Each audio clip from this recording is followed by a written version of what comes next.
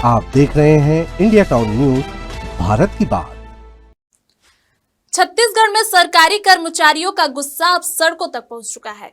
जी हां, राज्य के लगभग 4,50,000 कर्मचारी और अधिकारी जिनकी मांगे महीनों से अनसुलझी पड़ी हैं, अब निर्णायक कदम उठाने को तैयार हैं। महंगाई भत्ता, एरियर्स, वेतन विसंगतियां और अनेक अन्य मांगे जो वर्षों से अनदेखी की जा रही हैं, अब कर्मचारियों के लिए असहनीय हो चुकी हैं। बता दें कि 29 से 31 दिसंबर तक 3 दिनों तक प्रदेश भर में विरोध प्रदर्शन का ऐलान किया गया है। कर्मचारी अधिकारी फेडरेशन ने स्पष्ट कहा है, यदि अब भी सरकार ने ठोस कदम नहीं उठाए तो आंदोलन और उग्र रूप ले सकता है। यह सिर्फ एक आंदोलन नहीं है, यह राज्य प्रशासन और सरकार के खिलाफ चेतावनी का संदेश है। क्या यह छत्तीसगढ़ की राजनीति में भूचाल ला देगा और क्या सरकार समय रहते कर्मचारियों की मांगों को पूरा कर पाएगी या फिर यह आंदोलन बड़े संकट का रूप ले लेगा? नमस्कार, आप देखना शुरू कर चुके हैं इंडिया टाउन न्यूज और मैं हूं आपके साथ आस्था सिंह। चलिए आपको बताते हैं इस आंदोलन की वजह और कर्मचारियों की वो कौन सी मांगे हैं जिनको लेकर यह आंदोलन किया जा रहा है। देखिए हमारी यह खास रिपोर्ट।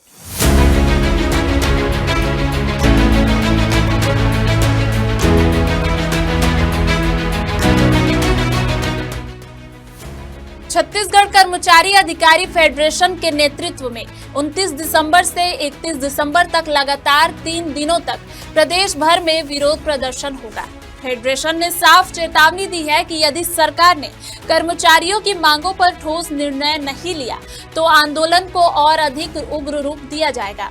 दरअसल कर्मचारियों का आरोप है कि राज्य सरकार लंबे समय से उनकी जायज मांगों को नजरअंदाज कर रही है।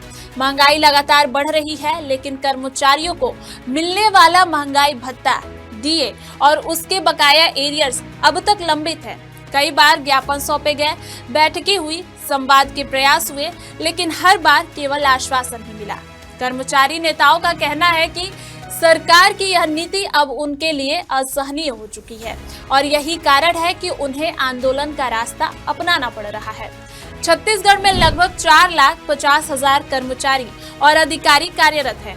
इनमें से लगभग 4,10,000 नियमित कर्मचारी हैं। इतनी बड़ी संख्या में कर्मचारियों का आंदोलन प्रशासनिक कामकाज पर असर डाल सकता है। वही फेडरेशन का आरोप है कि केंद्र सरकार की मोदी की गारंटी के तहत कर्मचारियों को मिलने वाले लाभ अब तक लागू नहीं किए गए हैं। बात करें फेडरेशन की 11 सूत्रीय प्रमुख मांगों की, तो वह यह है: केंद्र सरकार के समान कर्मचारियों और पेंशनरों को महंगाई भत्ता, डीए और महंगाई राहत डीआर दिया जाए। वर्ष 2019 से लंबित डीए एरियर्स को कर्मचारियों के जीपीएफ खाते में समायोजित किया जाए। विभागों की वेतन विसंगतियों को दूर करने के लिए पिंगुआ कमेटी की रिपोर्ट सार्वजनिक की जाए। 8, 16, 24 और 32 वर्ष में 4 स्तरीय समयमान वेतनमान लागू किया जाए। सहायक शिक्षक, सहायक पशु चिकित्सा अधिकारी और नगरीय निकाय कर्मचारियों की नियमित और समयमान वेतन दिया जाए। प्रदेश में अन्य भाजपा शासित राज्यों की तरह कैशलेस चिकित्सा सुविधा लागू की जाए। अनुकंपा नियुक्ति निशर्त लागू करते हुए 10% सीमा समाप्त की जाए। मध्य प्रदेश की तर्ज पर 300 दिवस का अर्जित अवकाश नकदीकरण दिया जाए। प्रथम नियुक्ति तिथि से सेवा गणना कर सभी सेवा लाभ दिया जाए और पंचायत सचिवों का शासकीकरण किया जाए। कर्मचारियों की कमी को देखते हुए सेवानिवृत्ति आयु 65 वर्ष की जाए। कार्यभारित, दैनिक वेतनभोगी, संविदा एवं अनियमित कर्मचारियों का नियमितीकरण किया जाए। फेडरेशन के पदाधिकारियों ने बताया कि इससे पहले 22 अगस्त को पूरे प्रदेश में जिला स्तर पर 1 दिवसीय धरना प्रदर्शन किया गया था। उस दौरान सरकार की ओर से सकारात्मक पहल का भरोसा दिलाया गया, लेकिन महीनों बीत जाने के बाद भी कोई ठोस फैसला सामने नहीं आया। कर्मचारी नेताओं का कहना है कि बढ़ती महंगाई में बिना डीए बढ़ोतरी और एरियर्स के गुजारा करना मुश्किल हो गया है। उन्होंने हर संभव तरीके से सरकार से बातचीत की कोशिश की, लेकिन हर बार निराशा ही हाथ लगी। अब हालात ऐसे बन गए हैं कि आंदोलन के अलावा कोई विकल्प नहीं बचा। प्रदेश भर के कर्मचारी अब सरकार के अगले कदम पर नजर बनाए हुए हैं। यदि समय रहते समाधान नहीं निकला तो आंदोलन और बड़ा रूप ले सकता है। छत्तीसगढ़ में कर्मचारी आंदोलन एक बार फिर बड़ा राजनीतिक और प्रशासनिक मुद्दा बनता जा रहा है।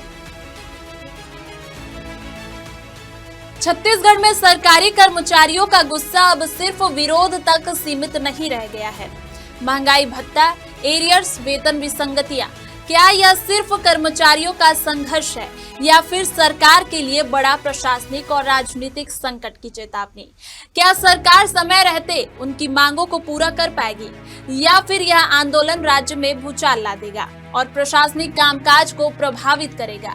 क्या यह सिर्फ एक आंदोलन है या यह संकेत है कि राज्य सरकार अब कर्मचारियों के अनसुलझे मुद्दों को नजरअंदाज कर रही है?